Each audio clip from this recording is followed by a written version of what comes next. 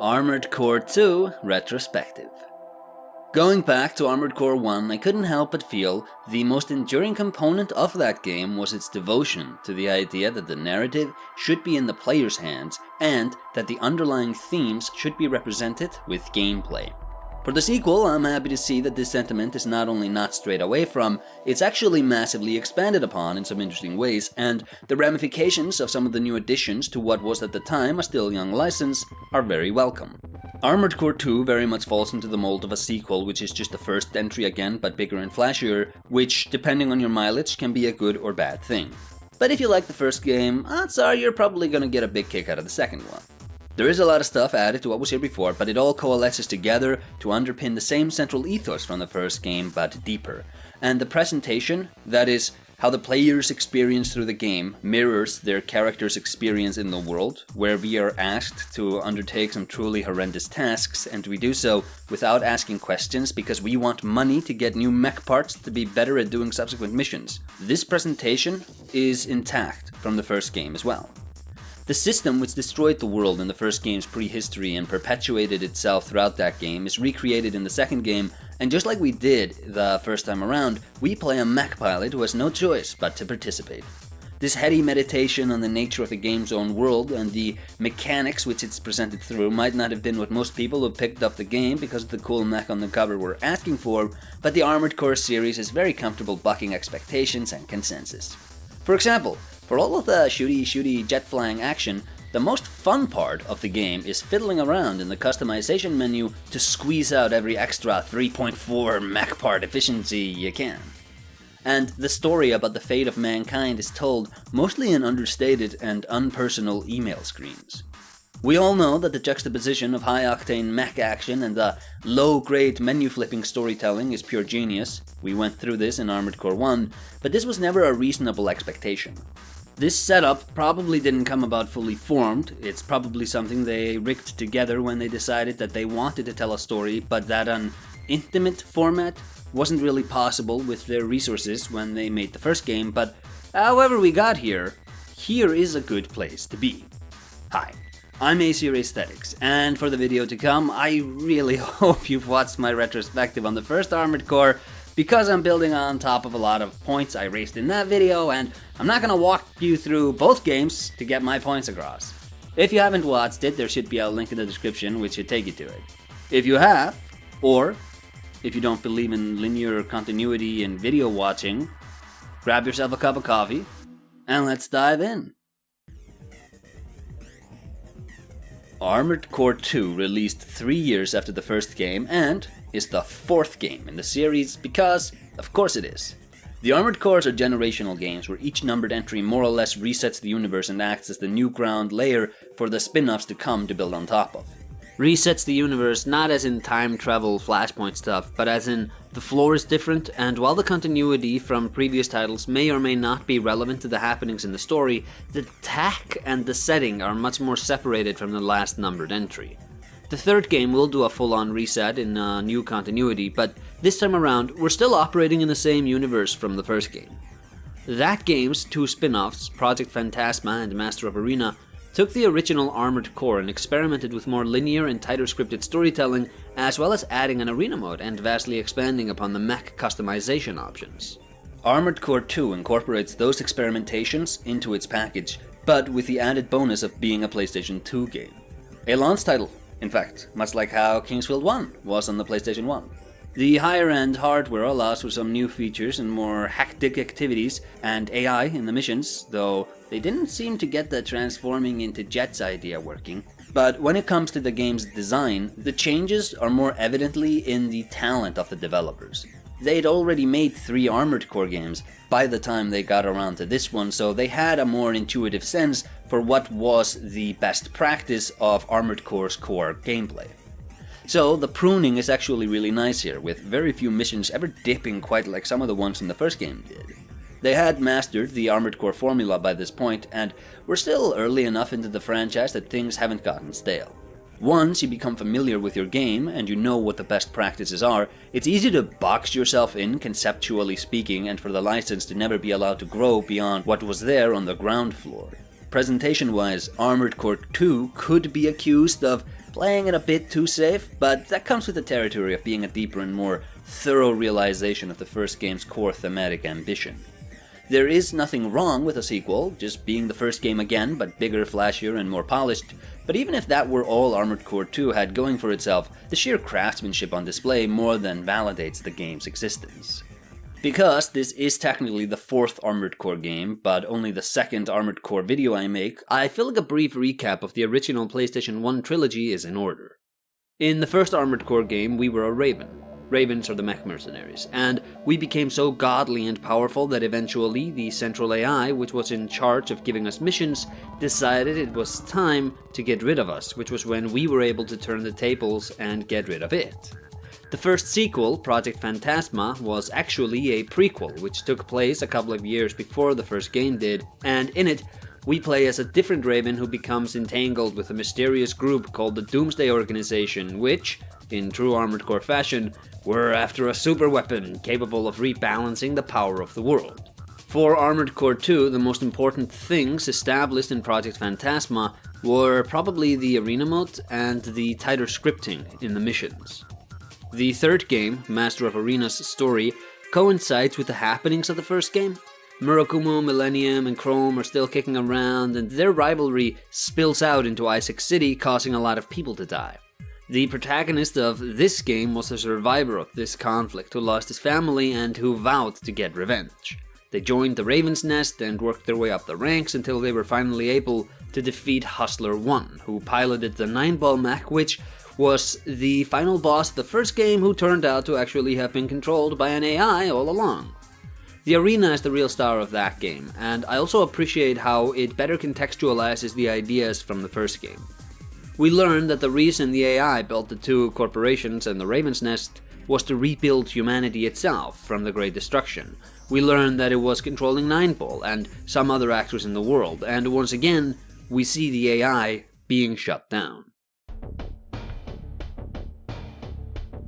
Armored Core 2 takes place 67 years after the events of Armored Core 1 and its spin-offs, and in line with the cynicism of Armored Core, if you thought that the elimination of the main actors of the old world would lead to the creation of a new, more peaceful world, you're in for a shock, because the problem was not the people, but the system organizing everyone's lives, and the horrific and dehumanizing dysfunction from the first game has continued even after these 67 years, with new factions serving up the incentives which keep the mech economy chugging along. Chrome and Murakumo Millennium are gone, but nature abhors a vacuum, so the corporate superpowers which employ the Ravens this time around are Ziomatrix, the biggest of the corporations, and Amarat and Balena, the other two big corporations. There is an Earth government which was established to bring about order in the subterranean world after the Master AI was destroyed, and this body eventually decided to re-terraform Earth's surface to make it inhabitable. Their footprint is mostly felt in the game by the LCC, which is very weak compared to the aforementioned corporate giants on Mars. Oh yeah, did I mention this game takes place on Mars? 'Cause it does. And the LCC is Earth's government's attempt to reel the Red Planet back into its sphere of influence. From the LCC, we also get the Frighteners. So originally, these guys are the security forces of the LCC, but because their leader, Leos Klein, stages a rebellion, they splinter off and become their own faction. This isn't really a game about heroes and villains, but if there's a most evil faction, it's probably these guys.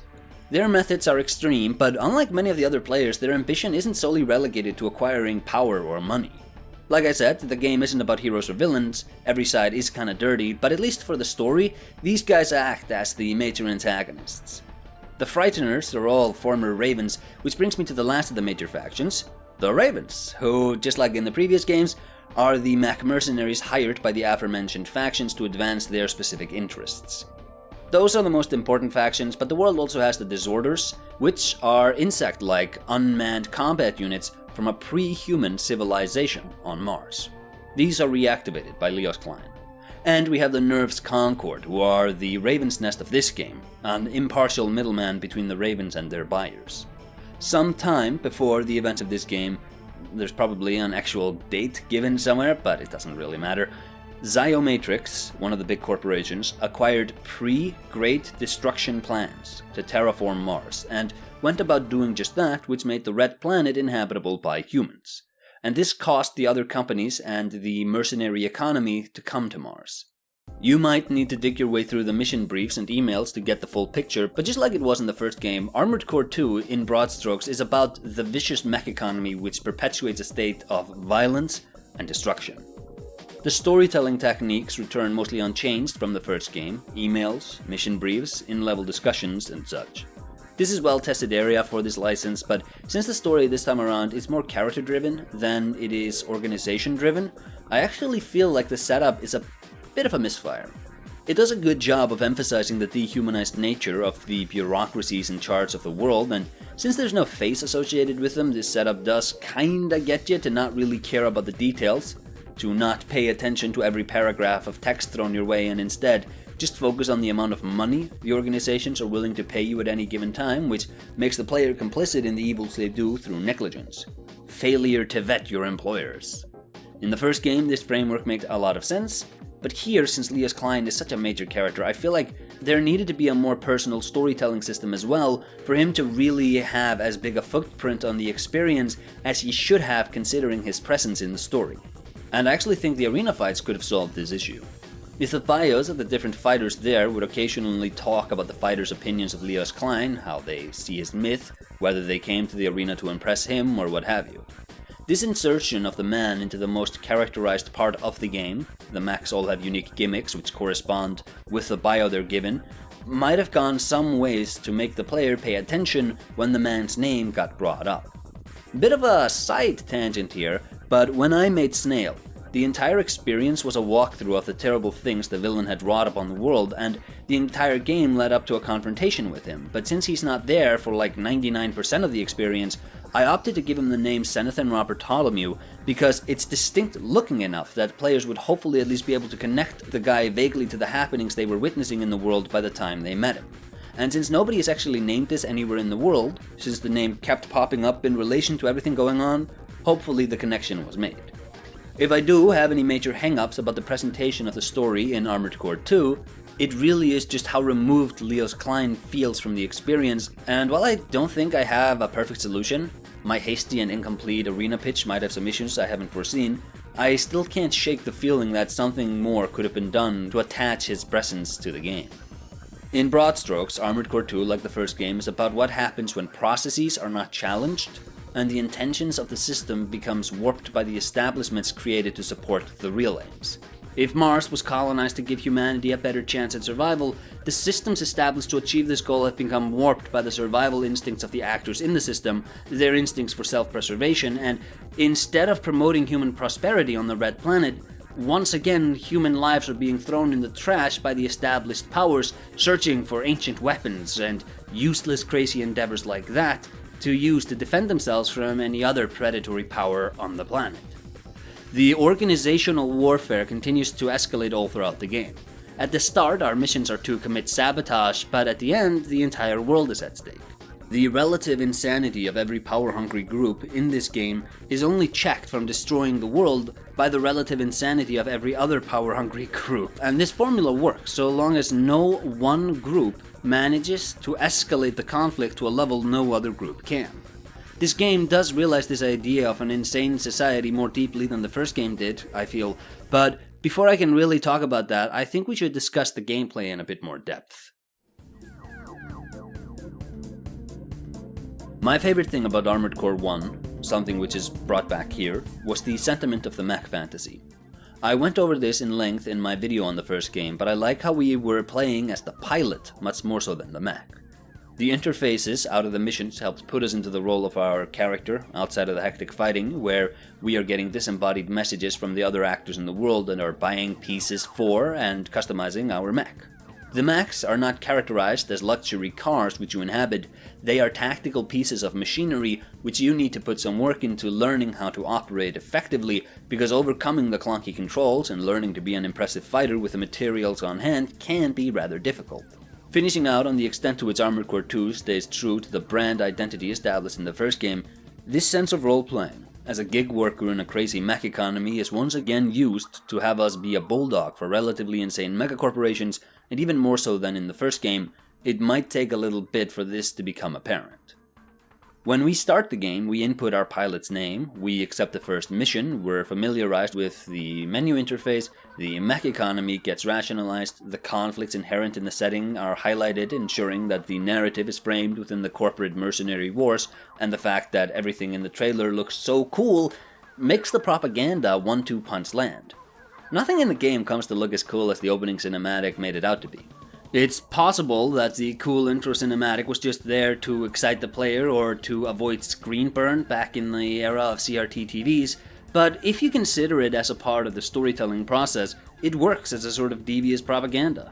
Join the Nerves Concord, be a cool mech pilot. But we know better than to trust this, don't we? Because we've been here before. The biggest difference between the opening of the first Armored Core and the second one is probably the tone, which feels more open and flashy than in the first game. And actually, the most important thing established by the opening is probably the setting. Armored Core 2 re-explores the themes of its predecessors, but since the monopoly on force seems to have fallen into the hands of the government of Earth in the interim period of the two games, we have a big showcase of how this game takes place on Mars in order to rationalize the re-emergence of the old threats. If Earth's government thought that Mars habitation would require a long neck stretching back to Earth, which they could squeeze if anyone on Mars ever got any crazy ideas, they were sorely mistaken, because Mars is doing so well that the corporations which run the operations on the planet have more power there than the Earth government, whose presence on the red planet is comparatively small. The world design of Armored Core 2 is in a bit of a rough place because the presentation needs to make do with the format from the first game, but the disconnected, dehumanized menu interface from there was better suited for the post-apocalyptic subterranean life of that game than I think it is for the outer planetary life of this one. The cramped levels of the first game and the mass-manufactured feel all made so much sense in the context of that game, but since the gimmick this time around is that we're on Mars, it can be argued that a new presentation format was due.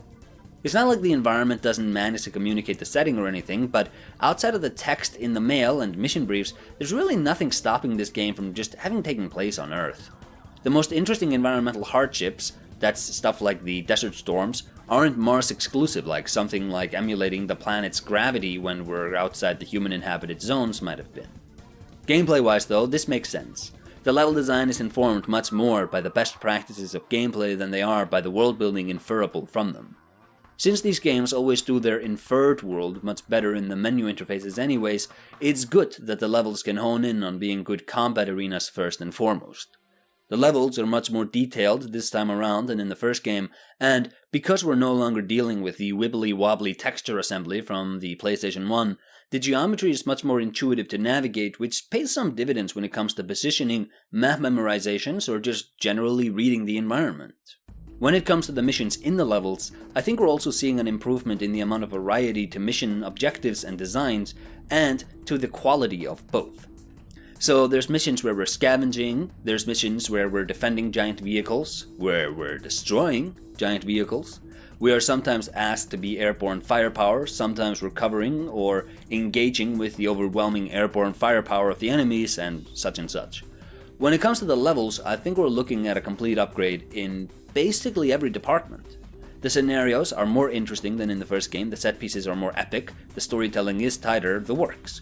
There are definitely moments where the level design only makes sense in terms of the area being traversed with mechs, and I'm once again thinking about how Kingsfield 1 was at some stage conceptualized as being about controlling small robots in tunnels, but the design of the missions is good enough that I don't care.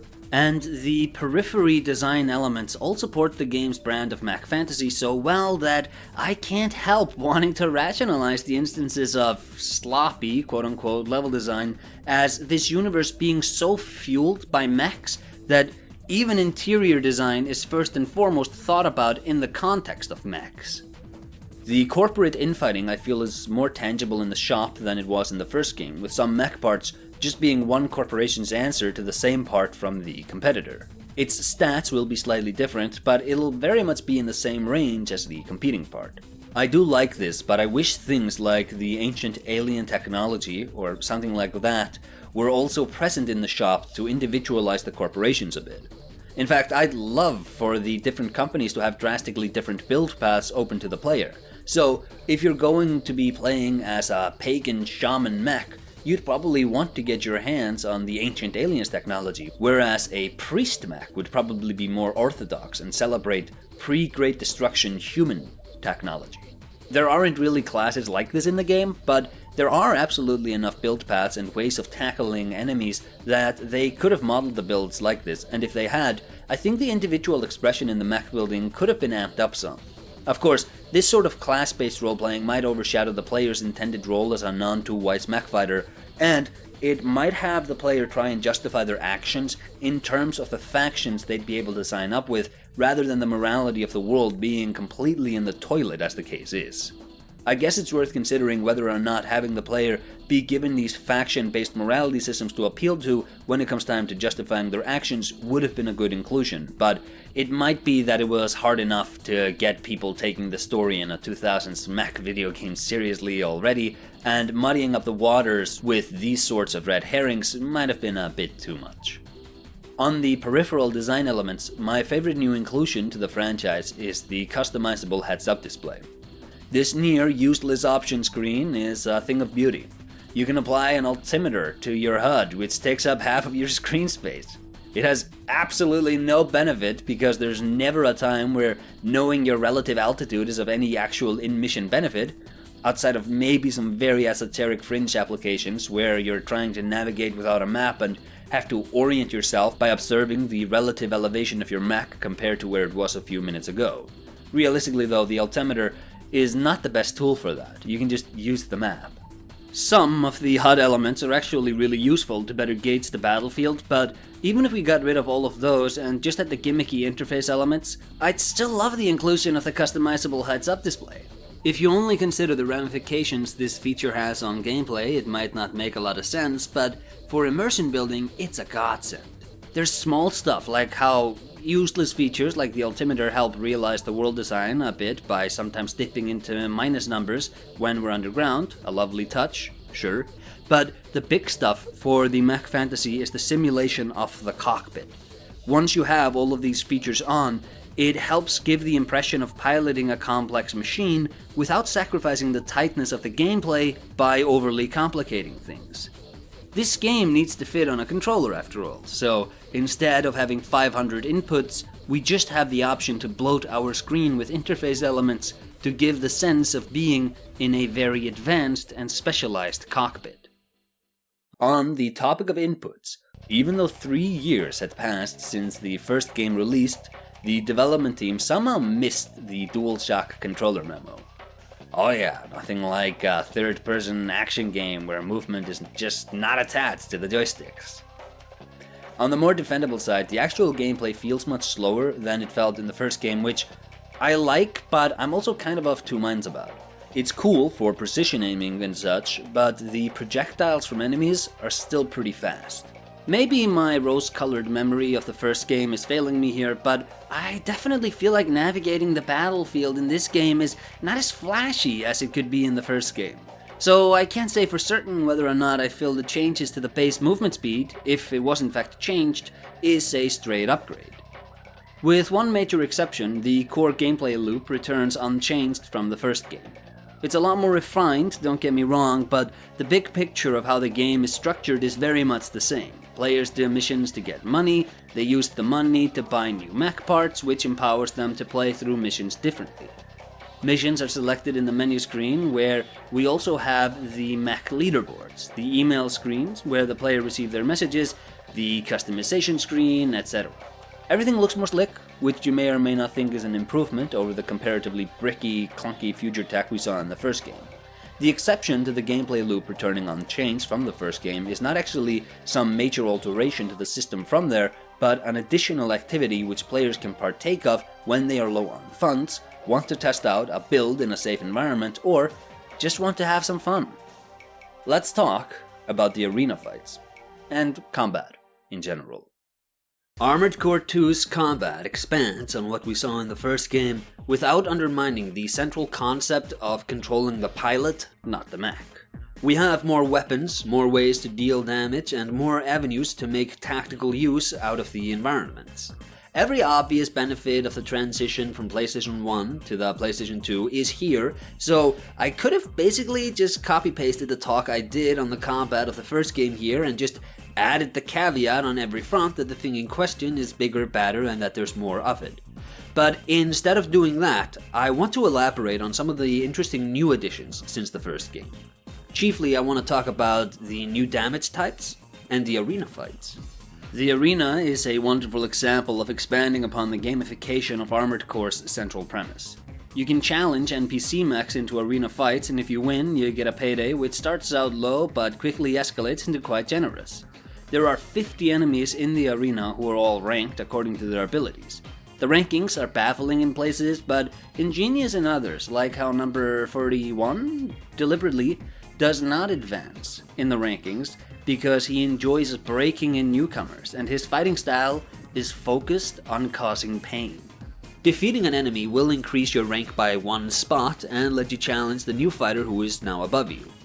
Each fighter has a little description box which gives you some details on their backstory, and the characterization done here ranges from great to hilarious. Like the psychedelic mech guy whose fighting strategy is to bounce around the map like a maniac. But every now and then you also see someone who joined the arena fight because they believed themselves to have a holy mission from God, or someone who joined because they needed money to save their families and such. Of course, their actual purpose is to be cannon fodder for the player to train against and for them to gauge the growth of their mech. And gaining money. Which maybe sounds kind of like a joke utility, but it really isn't. I can't stress how much heavy lifting the economy of this game is doing for the player direction. It's arguably on par with Shadow Tower. The function in Armored Core is very different, but I think both licenses get a lot of mileage out of their economies. Anyways, back to talking about the arena. The little descriptions the other mech fighters all have, and the fun different strategies they employ, some of which are very good at characterizing the ravens in question, are justifiable in their own right, but they also direct the cynicism of this universe that everyone has aims and dreams in this system, but no one is willing to ask whether or not it should all just be shut down. Or they are content to continue going because they know they don't have the powers to change things. So, instead of banding together, the ravens destroy one another to afford better mech parts. Put a pin in this idea, because it's very core to who Leos Klein is. Even more so than the first game, the gamification of the evil mech economy is a thing of beauty. Do missions for money, get money for better parts, get better parts for doing cool mech missions, ruminate on the disconnect of the heroic mech fantasy gameplay and the cost this coercive and evil system is inflicting upon the world. The arena fights could easily have been just a tacked-on waste of time, doubly so when you consider this as multiplayer functions, but the careful attention to detail in the fights and the integration of the arena into the larger themes of the game make it a standout feature. A great utility of the inclusion of the arena fights is to showcase to the player just how much variety there is in playstyles. In the first game, and here, the costs associated with failure in the missions often make build experimentation riskier than they might be worth, and this can result in overly conservative playstyles which doesn't quite match the aesthetic of the fantasy where you get to build your own powerful mech. The arena fights are really fun, mostly easy, and quickly become pretty lucrative as well. Because of this, players might find themselves going through the entire roster. What can I say, when you're feeling it, you're feeling it. And that this is a safer way to build up a stronger mech than taking on the missions acts as a sort of buffer against the players getting lured into Human Plus. So Human Plus, the cyborg program from the first game, is back and it's just as brilliant as it was then, but since I gushed about it so much in my video on the first game, I'll spare everybody going through that talk again. But the ramifications of Human Plus as a failure state for the missions and not the arena fights means players are directly asked whether they are going to prioritize their own lives or the lives of the other ravens, and that there is such a large pool of arena fighters can be read as everybody having made the calculus and decided that preying upon their brothers was worth it. I'm not sure to what extent Human Plus is public knowledge in the Armored Core universe at this point, but if it is known about, its existence might be contributing in lore to how the ravens are content with being pitted against each other like this. Back on how the arena helps to showcase the variety of build options, because losing in fights is free, whereas losing in-game mission costs money, The avenue for build experimentation is much better than in the first game. Once you know what mech you're up against, you can go into your garage and set up your mech specifically to counter it. And on build variety, we really should talk about damage types. In the streams I did to get footage for this video, chat convinced me to buy the machine gun. This thing does decent damage and has a whole lot of ammo, but its real strength is unlocked against other mechs, because this thing heats up those it touches, and when enemies overheat, they are basically poisoned. Their health drops until their radiators can cool them down. Essentially, they added a player triggerable status ailment in the mech game, which I think is very cool. And this of course has ramifications on build variety, because some enemies are weaker to overheating than others, and weapons like the machine gun are very good at capitalizing on this. My problem with the gun was that eventually I wasn't doing enough damage anymore and needed to maneuver around enemy fire a lot more while using the machine gun, which pivoted me towards a more energy efficient mech. But since I was still doing the whole nimble acrobatic fighter, my mech kinda turned into a glass cannon. Or glass machine gun, in this case. I could have probably made things easier for myself by buying higher armor legs with more carrying capacity to have more defense and artillery on, but that would undermine my ability to swoop around the area all cool-like. Armored Core absolutely rewards this kind of min-maxing, but it's not so hard that you need to spend an hour in the menu in between every mission. But that you can get lost in the customization screens really works for the game's themes.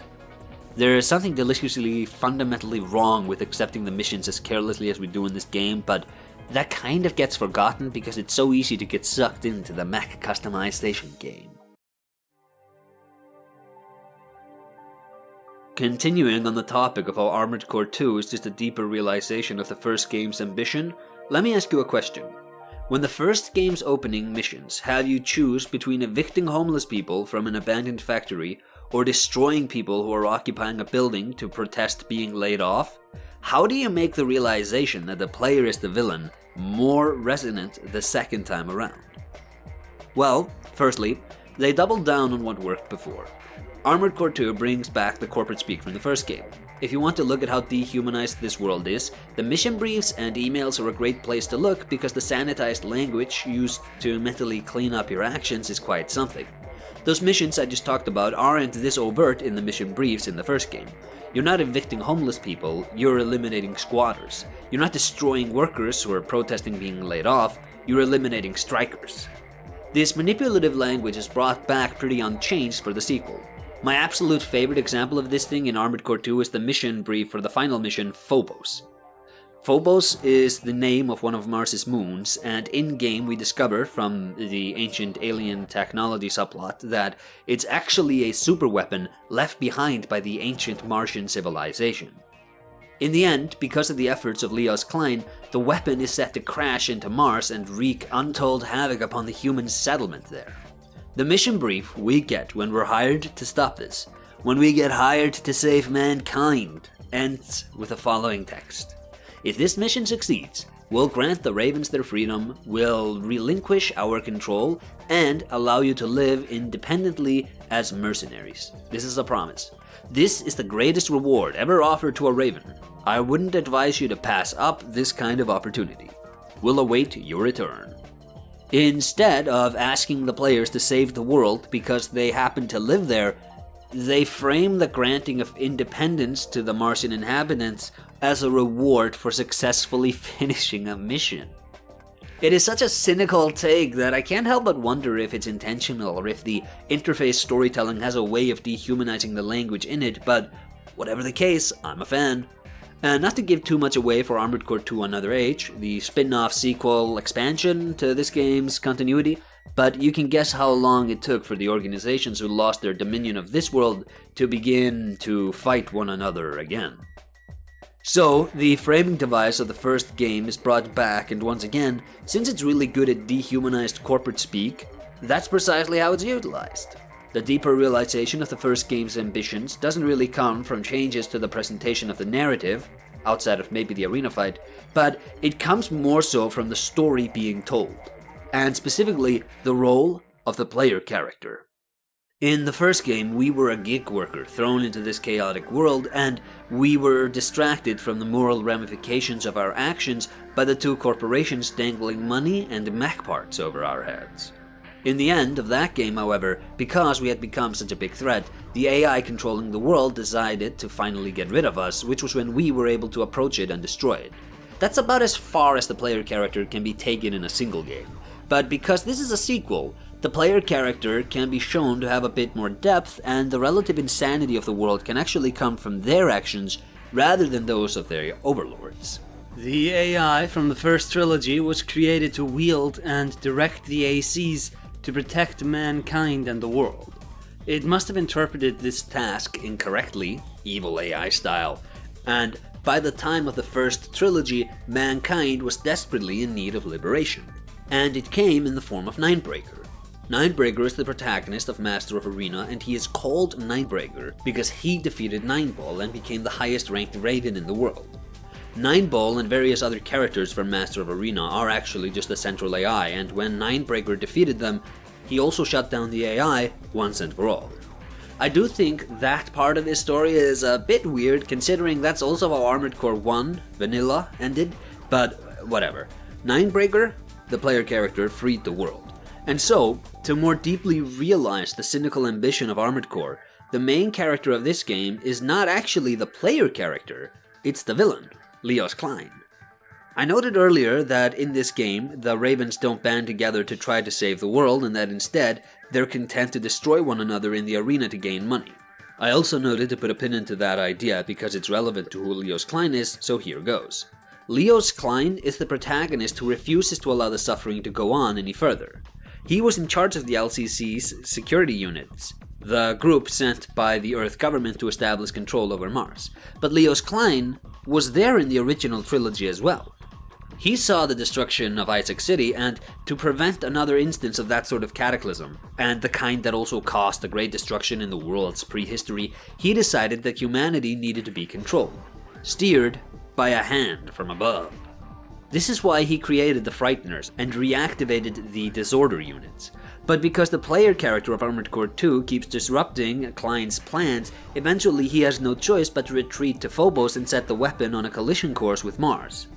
Because we keep screwing up his plans, he turns to actions which are no less insane than what the AI was doing all those years before the events of this game, and this is a deeper realization of the game's cynical world through the protagonist, because Leos Klein is Ninebreaker.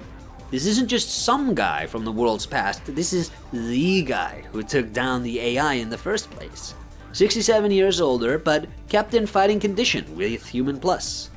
And even if we defeat him, the fundamental ethical dilemma of the game's world, that it is fundamentally insane, is not resolved. Either the corporate infighting will destroy the world, or a power is established above those organizations to keep them in check, which was precisely the problem in the first game. I feel like Leos Klein kinda elevates the Armored Core 2 experience from being just a typical expansion to a brand by taking this deeper look into the ethical dilemma underpinning the world. He looks at the age-old question of who watches the watchers and answers that he'll just do it himself. He absolutely has the strength to enforce his will, and in the final fight against him, he has more than one face, and his mechs are something completely out of this world because the developers decided that he should, in both cases, look like a biblically accurate angel or something. Make no mistake, the prime concern behind the design of his final mechs was clearly to make him look like a god. After we beat him, he tells us how to save Mars from Phobos, and the end text crawl talks about him with reverence because he tried to create a world for humanity which was free from Earth's control.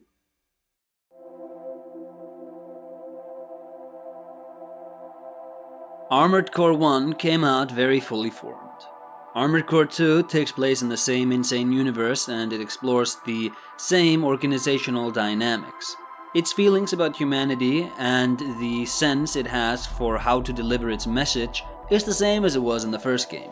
I'd say that on almost every front it's an upgrade. I'm particularly a fan of Leos Klein, but the biggest stumbling block for me when I was writing this video was how I kept having to find new and interesting ways of saying that Armored Core 1 just came out really fully formed. One reason I can figure as to why they decided to reboot the franchise in the third game is that the illogical endpoint they reached here isn't something that can be realistically expanded upon without undermining what came before. In the first game, the world was insane because it was governed by a process which was disconnected from humanity. That was the central AI. Here, we see that absent the AI, there's still plenty of insanity to go around, and I think the tragic state of this universe actually lands better here than in the first game, because back then, at least you could imagine confronting the machine and shutting it down, but here, this conflict continues, and we see that the human beings can reason themselves into some rather crazy places just as easily as the AI did. Once you've established that no distribution of power can be established which does not tear the world apart, it's not so obvious how you can expand on the license without backpedaling somewhat or treading water. So, how does Armored Core 3 fare, all things considered? Stay tuned for that video. But don't click away from this one just yet. When it's ready, the early look at the Armored Core 3 video will be available on patreon.com/medievalmegaman, where I usually dump things a few weeks ahead of their release here. Videos like this one take a lot of time to put together, and any support you can give is massively appreciated. As it stands, Patreon really is the best place to support the channel, but any kind of engagement is also appreciated, such as commenting, liking the video, and subscribing. The Patreon link is in the description if you want an early access to new videos and to fuel my hyperfixation on old mech games.